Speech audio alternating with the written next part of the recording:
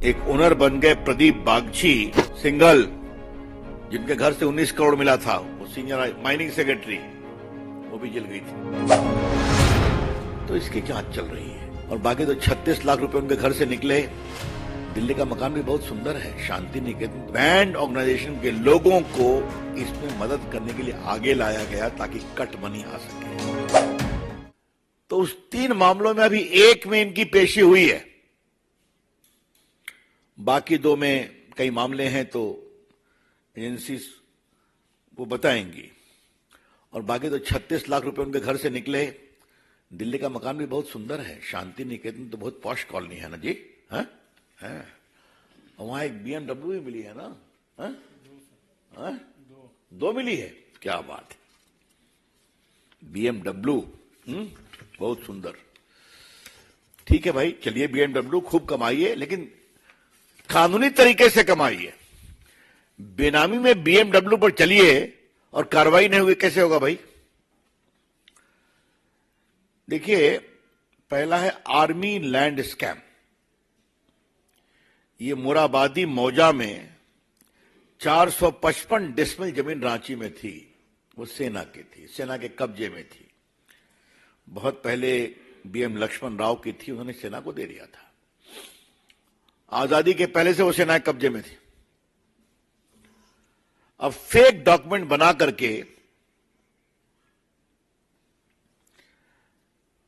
एक ओनर बन गए प्रदीप बागची और उन्होंने प्रॉपर्टी को बेच दिया जगत बंधु टी एस्टेट को, जगत बंधु टी एस्टेट को।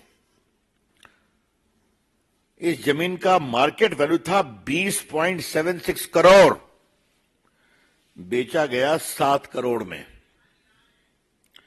आप समझते ही हैं कि इसमें क्या क्या हुआ होगा।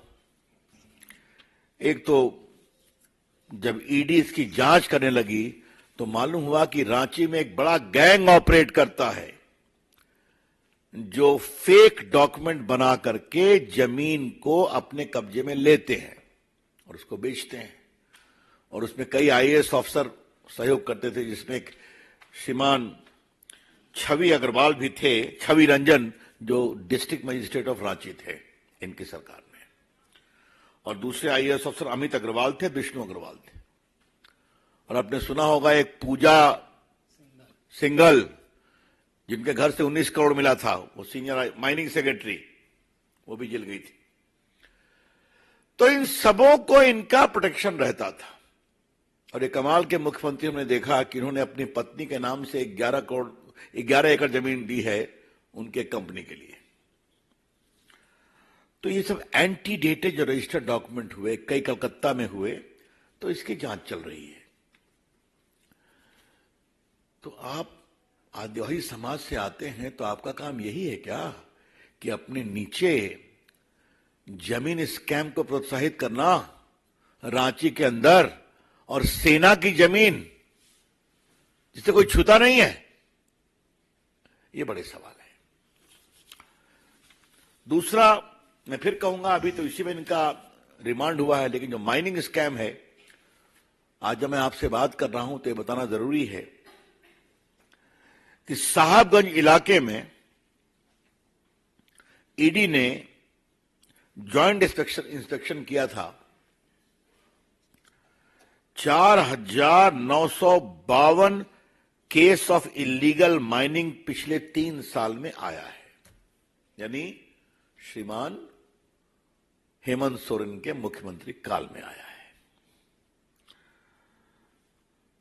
और आप जान लीजिए 23.26 crore cubic feet of illegal mining हुआ है। 23.26 करोड़, कितने राशि का? 1,250 करोड़ का। मतलब ना कोई परमिशन है, ना कोई पट्टा है, किए जाओ। और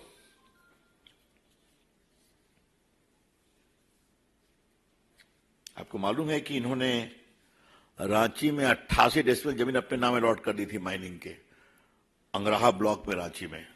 ये श्रीमान हेमंत सोरेन ने खुद अलॉट किया था। और कमाल करते हैं, एक माइनिंग लीज उन्होंने अपने नाम ही ग्रांट कर दी।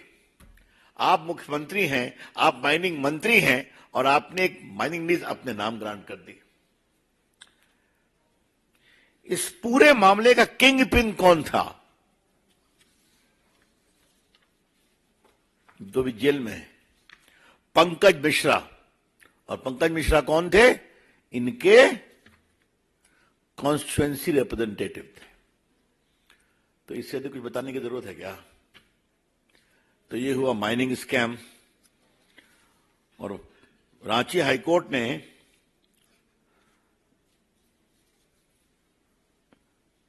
दो 2023 में एक टिप्पणी की थी, इसको मैं पढ़ना चाहता हूं, इन बेल वगैरह संबंध में। All is not well in the mines department, ये कहा अप्रैल 22 में। और 23 में कहा, the story of prosecution ED reminds one of a crime thriller where the state withers and the crime cartels with political connection clash for natural resources of the state. तो आप आदिवासियों की बात करते हैं और आदिवासियों की जमीन को लूट रहे हैं, अपने गुर्गों के द्वारा लुटवा रहे हैं। क्या मतलब है ये बड़े सवाल है। इसलिए और बीजेपी की ओर से अपने कुछ नहीं कहा जा रहा है, ये सब मामले हैं जो चल रहे हैं। आपको मालूम है कि वहां लेफ्ट विंग एक्सट्रीमिज्म भी है, वो बैंड है। ऐसी भी बहुत सी चीजें आई हैं कि बैंड ऑर्गेनाइजेशन के लोगों को इसमें मदद करने के लिए आगे लाया गया ताकि कट मनी आ सके। आप हैं माइनिंग मिनिस्टर, आप अपनी पत्नी के नाम जमीन दे देते हैं, जब मुख्यमंत्री अपने नाम पर एक माइन अलॉट करा देते हैं। आप माइन अलॉट करके आप माइनिंग लाइसेंस भी ले लेते हैं। जमीन है सेना की जमीन न कोई एलिनेट कर सकता, न ट्रांसफर कर सकता, न बेच सकता है। उसका क्या हाल है मैंने आपको पढ़ के सुना के बता दिया।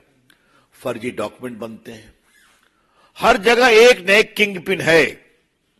कहीं कोई आईएएस ऑफिसर है, कहीं कोई माइनिंग सेक्रेटरी है, कहीं कोई आपका रिप्रेजेंटेटिव है, और स्कैम पर स्कैम हुए चले जा रहे हैं। मनी लॉन्ड्रिंग, पैसे आ रहे हैं। तो जांच नहीं होनी चाहिए क्या? निश्चित होनी चाहिए। और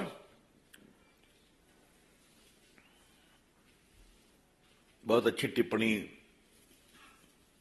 की संजय मयूख ने, भ्रष्टाचार में आपाद मस्तक डूबे हुए हेमंत सोरेन, और नाम ले रहे हैं आदिवासी हितों का।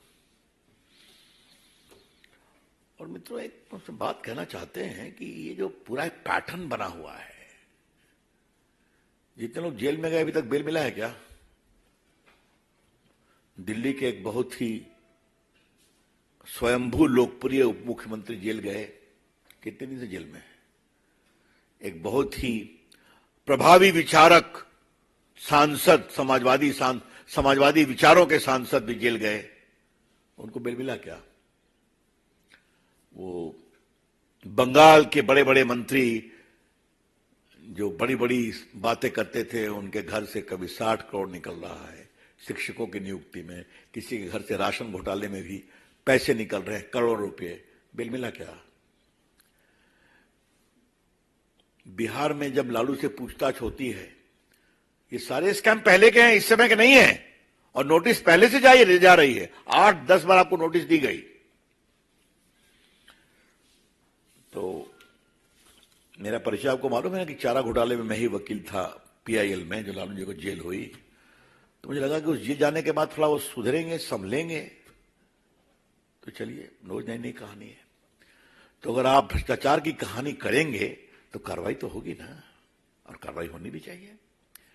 यही सवाल है। तो मित्रों, आज पार्टी की ओर से पार्टी को लगा कि हेमंत सोरेन की सही कहानी बतानी चाहिए, इसलिए मैं यहां उपस्थित हुआ।